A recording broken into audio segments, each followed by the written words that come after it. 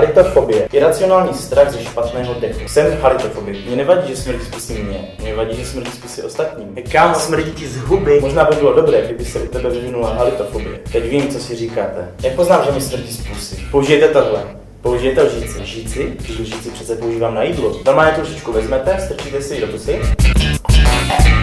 Lžičku vezmete, strčíte si ji do pusy a jemně přijedete po jazyku. Necháte to zaschnout a čuknete si. A pokud to smrdí, tak vám smrdí i z pusy, což znamená, že dneska bych mezi lidi nechodil. Každý inteligentní člověk poznal, že když jsme si kontrolovali, jestli nám smrdí z pusy, tak jsme si kontrolovali jazyk. 90% zápachu z úst pochází z bakterií a ze zbytků na vašem jazyku. Na vašem jazyku.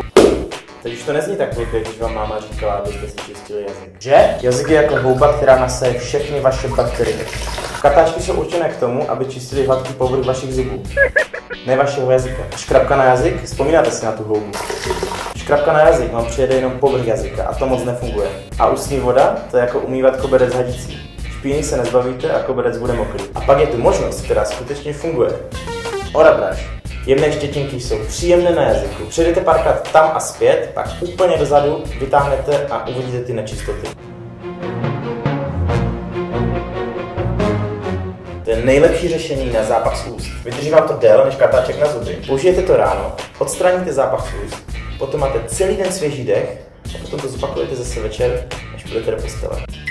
Takže prosím vás, udělejte laskavost mi, sobě, všem okolo a pořiďte si ho. Jo a rovnou pořiďte i strejdovi, babičce, bratrancům, prostě všem. Děláte jim radost. Věřte mi.